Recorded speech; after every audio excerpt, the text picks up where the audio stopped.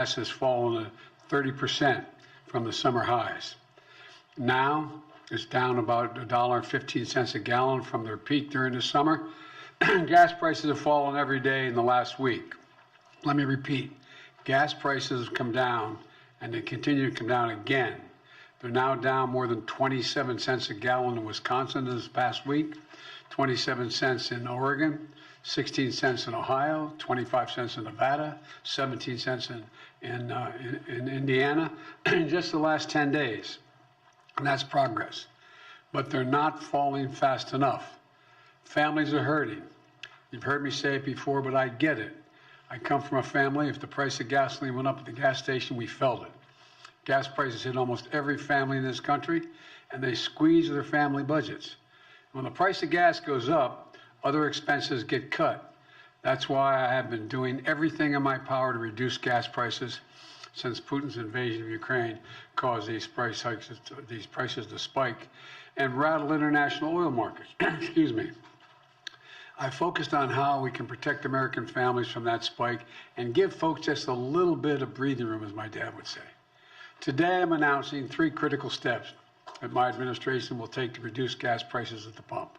First, the Department of Energy will release another 15 million barrels from the Strategic Petroleum Reserve, extending our previously announced release through the month of December.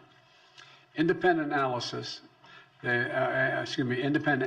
have confirmed that drawdowns from the reserve so far have played a big role in bringing down oil prices, bringing them down. So we're going to continue to responsibly use that national asset. Right now, the Strategic Petroleum Reserve is more than half full, with about 400 million barrels of oil. That's more than enough for any emergency drawdown. With my announcement today, we're going to continue to stabilize markets and decrease the prices at a time when the actions of other countries have caused such volatility. And I've told my team behind me here to be prepared to look for further releases in the months ahead if needed. We're calling it a ready and release plan. This allows us to move quickly to prevent oil price spikes and respond to international events. Secondly, we need to responsibly increase American oil production without delaying or deferring our transition to clean energy. Let's debunk some myths here. My administration has not stopped or slowed U.S. oil production. Quite the opposite. We're producing 12 million barrels of oil per day. And by the end of this year, we will be producing 1 million barrels a day, more than the day in which I took office. In fact, we're on track for record oil production in 2023. And today, the United States is the largest producer of oil and petroleum products in the world. We export more than we import, and I've heard from oil companies that they're worried that investing in additional oil production today will in case demand goes down in the future, and they're not going to be able to sell their oil products at a competitive price later. Well, we have a solution for that. Today, I'm announcing a plan to refill the Strategic Petroleum Oil Reserve in the years ahead at a profit for taxpayers. The United States government is going to purchase oil to refill the Strategic Petroleum Reserve when prices fall to $70 a barrel. That means oil companies can invest to ramp up production now with confidence they'll be able to sell their oil to us at that price in the future, $70. Refining and refilling the reserve at $70 a barrel is a good price for companies, and it's a good price for the taxpayers, and it's critical to our national security.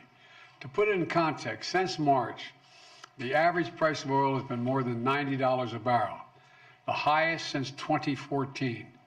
By selling from the Strategic Petroleum Reserve at the higher price of $90 earlier this year, and then refilling it in the future at a lower price around $70, we'll actually make money for the taxpayers, lower the price of gas, and help bolster production, all while totally consistent with my commitment to accelerate the transition to clean energy.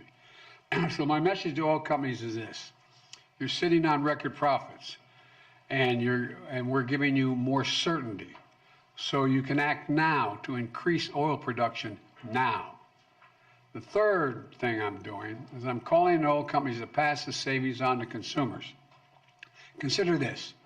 In the second quarter of this year, profits at 6 of the largest producers, publicly traded oil companies were more than $70 billion. That's $70 billion in just one quarter, 90 days, $70 billion. So far, American oil companies are using that windfall, the windfall of profits, to buy back their own stock, passing that money on to their shareholders, not to consumers. In fact, in the first half of the year, those same companies spent $20 billion buying back their own stock, and most importantly, buying back the most significant buyback in the last almost a decade. That's great if you own a lot of stock in an oil company, or if you're an executive in an oil company. Puts a lot of money in your pocket. That is how you get paid. But it's not the case for the vast majority of Americans paying at the pump. Here's another thing.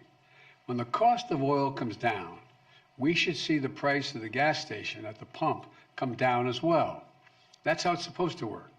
But that's not what's happening. In the past 2 weeks, the price of oil has fallen $4 a barrel. And you think, and thanks in large part to the steps we've taken this year, the price of oil has fallen nearly $40 a barrel since mid-June. That's a 30% drop in the price of a barrel of oil. But guess what? Gas prices haven't fallen that much. And it's not right. Gas prices at the pump should be lower. In fact, if retailers and refiners were earning the average profit they've made over the last 17 years, Americans would be paying at least 60 cents less per gallon for every gallon they buy. Say it again, 60 cents less for every gallon they buy. That makes a big difference in a family. My message to the American energy companies is this: you should not be using your profits to buy back stock or for dividends. Not now. Not while a war is raging. You should be using these record-breaking profits to increase production and refining. Invest in America for the American people.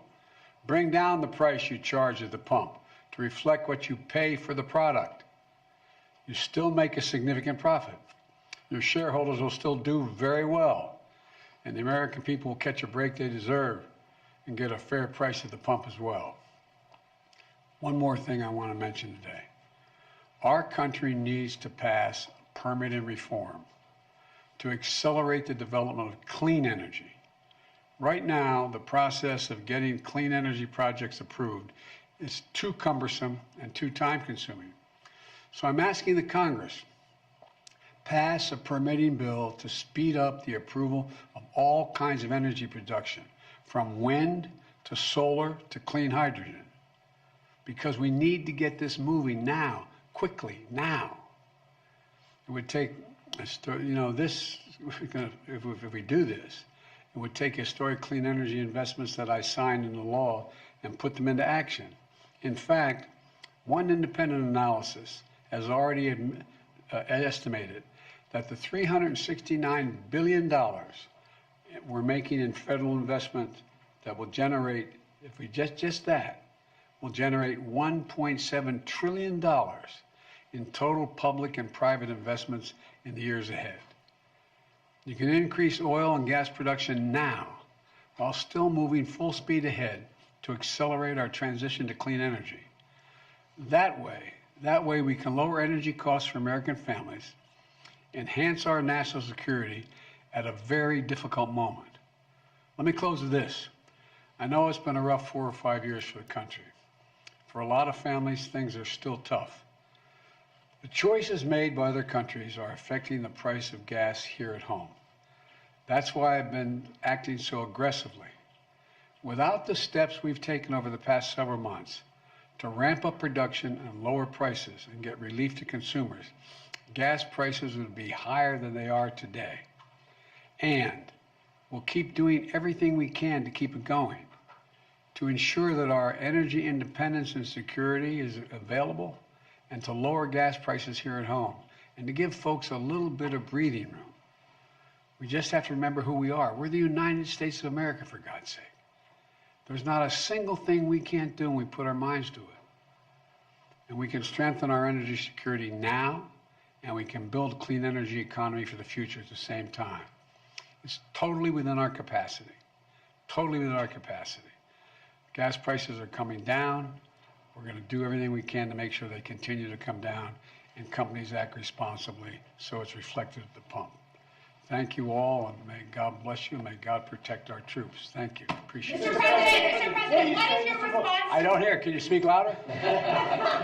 What is your response to Republicans who say you are only doing this SPR release because to help Democrats in the midterms? Where have they been the last 4 months? That's my response. Is it politically motivated, sir? This No, move it's not. 3 weeks before the midterms? Look, it makes sense. I've been doing this for how long now? It's not politically motivated at all. It's motivated to make sure that I continue to push on what I've been pushing on. And that is making sure there's enough oil that's being pumped by the companies so that we have the ability to be able to produce enough gas that we need here at home, oil we need here at home, and at the same time, keep moving in the direction of providing for alternative energy. That's what I've been doing.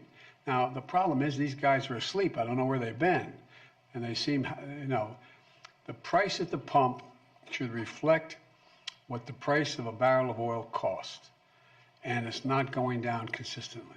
Mr. President, do you understand that there's martial law in parts of Ukraine? What does that say to you, sir, about where his thinking is on the war in Ukraine right now? I think that Vladimir Putin finds himself in an incredibly difficult position. And what it reflects to me is it seems his only tool available to him is to brutalize individual citizens in Ukraine, Ukrainian citizens, to try to intimidate them into capitulating. They're not going to do that. Thank you. Sir, do you want to ban the export of U.S. petroleum products? Thank you, Mr. President.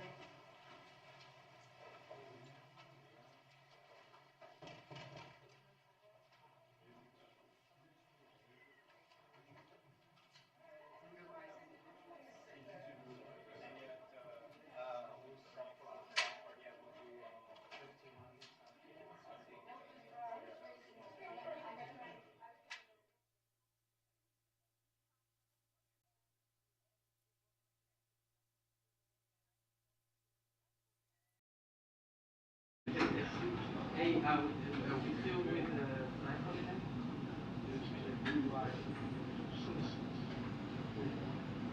Well, we have time to go. So let's go to